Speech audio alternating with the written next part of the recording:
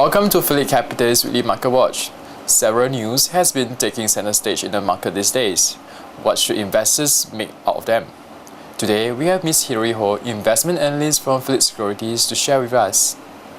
So Hilary, on 19 June 2010, the People's Bank of China announced that they are abandoning the 6.83 yen peg to the dollar adopted during the global crisis to shield exporters.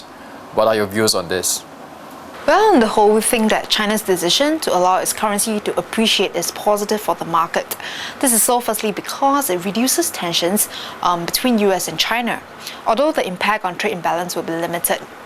The huge trade deficit cannot be significantly reduced merely with an appreciation of the yuan, as it is primarily attributed to excess demand in the United States. Secondly, China's signal to an end to the yuan's fixed rate to the dollar may appreciate a shift towards domestic demand. In turn, this is good news for global manufacturers and resource companies that supply the world's third biggest economy with the equipment and commodities it needs to fuel growth. Asian economies are likely to be the greatest beneficiaries as they account for almost 50% of China's total imports.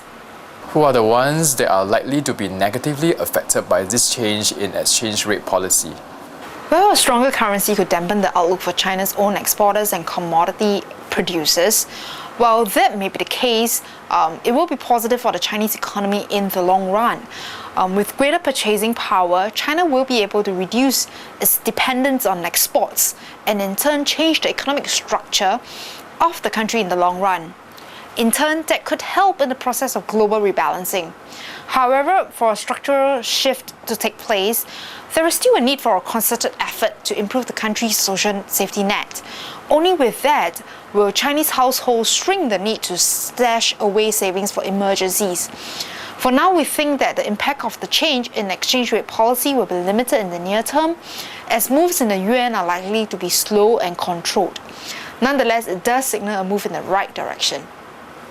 In the latest Fed statement, the Fed has delivered a dovish statement on the economy. What's your view on the US economy?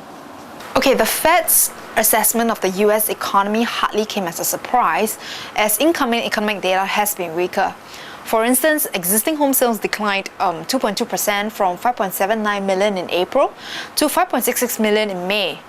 While activity was expected to fall as buyers brought forward purchases to take advantage of the tax credit before it ends, the fall-off has been more marked than expected, given that there was an extension in the settlement date for the tax credit program. Meanwhile, we also have the retail sales declining sharply in May. However, all is not doom and gloom. An average about 200,000 jobs were added to the US economy between January and May.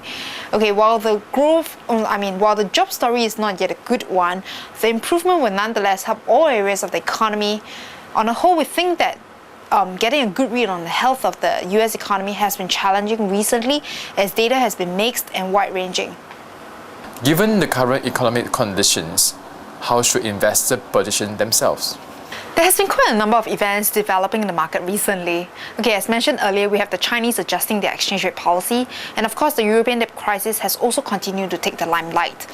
Nonetheless, it's important to separate the noise from the fundamentals and make decisions based on the latter. So from a fundamental perspective, Asian economies continue to stand on a stronger footing, and with the European debt crisis still ongoing, tightening policies are likely to be temporarily kept on hold. Thank you, Hilary. That's all we have for you today. Tune in next week for more market updates.